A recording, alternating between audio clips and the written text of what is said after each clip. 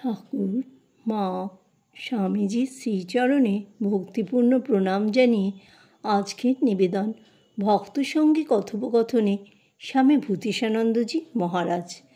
ভক্ত: বেশি জপ ধ্যান করি না, 30 মিনিট মাত্র করি মহারাজ। দেখো, সময়টা বড় কথা নয়, আন্তরিকতাই বড়। দেখতে হবে কতটা আন্তরিক হচ্ছে।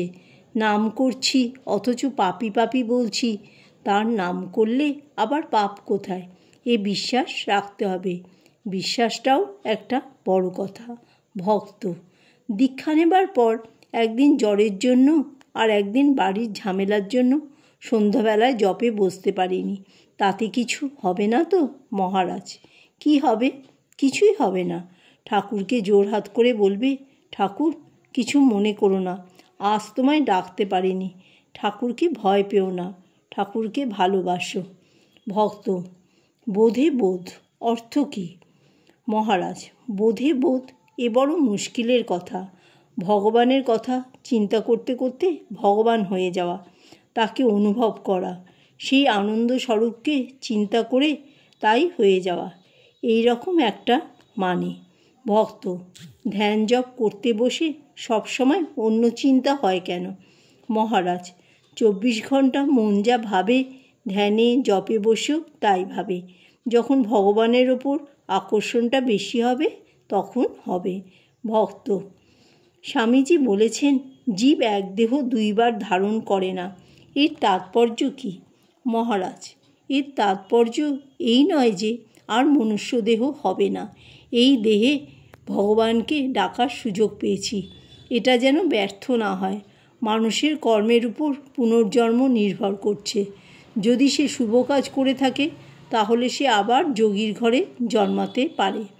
এই দেহটা হচ্ছে কতগুলো হারানো সুযোগের সমষ্টি। অনেক অনেক জন্মে সুযোগ হারিয়েছি, আর যেন হারাতে না হয়, তাই এ দেহ নিয়ে আবার আসা। ভক্ত: স্বামীজি তো বলেছেন সাধু ভণ্ড হলেও তিনি নমস্য, কারণ তিনি পারফেক্ট হবার জন্য চেষ্টা করছেন। মহারাজ, সাধন জীবন অত সহজ নয়। অনেকে হতাশ হয়ে সাধনের মাঝখানে ছেড়ে দেয়। ভগবানের পথ ফুল বিছানো পথ নয়, কোনো রকম অলসতা এখানে চলবে না।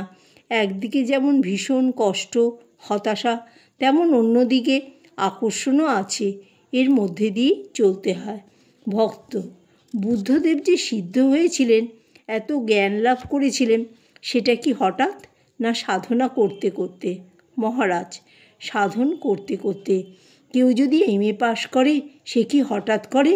না, ছোট থেকে পড়াশোনা করতে করতে তবে MA পাশ করে।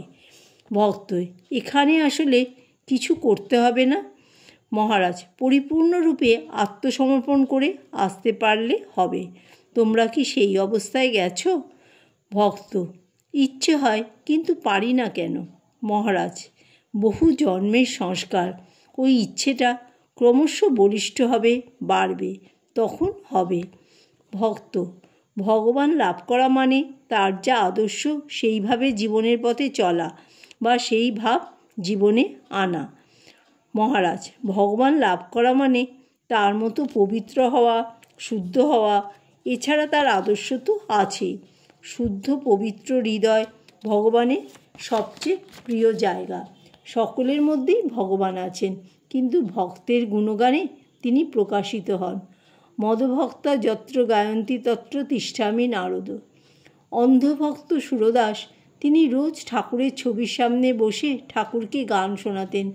একদিন গাইতে গাইতে সুরদাস হাত বাড়িয়ে ঠাকুরের হাতটা যেই ধরেছেন, ঠাকুর অমনি পালিয়ে গেলেন। সুরদাস বলছেন, আমার হাত ছাড়িয়ে তুমি পালিয়ে গেলে, হৃদয় থেকে কি পালাতে পারবে? ভক্ত: এরকম একটা ধারণা আছে যে স্বয়ং ভগবানের সংস্পর্শে যারা আসেন তাদের।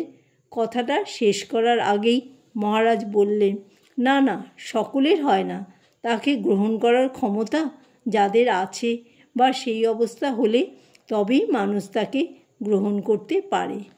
ভক্ত: সম্পূর্ণ না হোক, একটু তো হবে। আগুনের কাছে গেলে পুড়ে না যাক, একটু তো তাত লাগবে মহারাজ। না না, ডাক্তার সরকারের ঠাকুরকে পছন্দ হতো, বলেছিলেন, as a mine I have greatest regard for him. ভক্ত: ঠাকুর বলেছেন যে চারা গাছে বেড়া দিতে হয়, না হলে গরু ছাগল মুড়োয়। যখন সেই গাছ বড় হয় তখন গুড়িতে হাতি বেঁধে দিলেও ভয় নেই। এর মানে কি?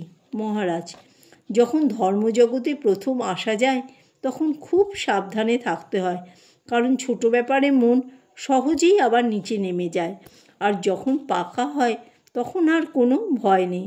তখন যার সঙ্গে থাকো, যেখানেই থাকো, কোনোভাবেই মন নিচে নামে না। ভক্ত: আশীর্বাদ করুন আমরা যেন দুঃখে কোনো দিন ভেঙে না পড়ি, অচল অটুট থাকি, সহ্য যেন করতে পারি। মহারাজ: সহ্য নয়, বরণ করতে হবে। দুঃখকে বরণ করে নিতে পারলে আর দুঃখবোধ থাকে না, দুঃখের কাঁটা বেঁধে না। ভক্ত: কুন্তী তো কৃষ্ণকে বলেছিলেন, হে কৃষ্ণ, আমায় আরও দুঃখ দাও যাতে তোমায় স্মরণ করতে পারি। মহারাজ: তাই তো, দুঃখে তাকে স্মরণ করা যায়। ভক্ত: ঠাকুর বলেছেন আনন্দ অশ্রু চোখের পাশ দিয়ে পড়ে। মহারাজ: সে কথায় তোমাদের দরকার নেই, তার ভাব আলাদা। তার ভাবে তিনি বলেছেন সে অনেক দূর। তোমাদের যা করার তোমরা করো। ভগবানের সম্পূর্ণ আত্মসমর্পণ করলে লক্ষ্য নামের কাজ হয়। ভক্ত: সম্পূর্ণরূপে আত্মসমর্পণ করতে গেলে অন্যান্য কর্তব্য কর্মগুলো কিভাবে করব? মহারাজ: ভগবানের কাজটাকে বড় মনে করে আগে করতে হয়, তারপর অন্য কাজ। কিন্তু আমরা অন্য কাজে বেশি সময় দিয়ে উপরি সময়টা ভগবানকে দিই। ভক্ত: ইচ্ছে তো করে সবটাই দিয়ে দিই, কিন্তু পারি না তো, সেটা কি করে পারা যাবে? মহারাজ: যেমন করে তোমার বাবার যখন অসুখ করে তুমি সমস্ত কাজ ফেলে তাকে সেবা করার দিকে মন দাও, তেমন করে সব কাজ ফেলে ভগবানকে ডাকতে হবে। ভক্ত: গড ইজ জেলাস বলে একটা কথা আছে না? মহারাজ: এর মানে তাকে সমস্ত দিয়ে দিতে হবে। অর্ধেক ভালোবাসা তাকে আর অর্ধেক অন্য কারোকে দিলে হবে না। ভক্ত: তাই যেন দিতে পারি। মহারাজ: পারি নয়, এখনই দিয়ে দেবে। ভক্ত: আমাদের ভাব হয় না কেন? মহারাজ: সকলের কি ভাব হয়? অন্য চিন্তা থাকলে হয় না। মথুরবাবু ঠাকুরকে বলছেন আমায় ভাবে রাখুন।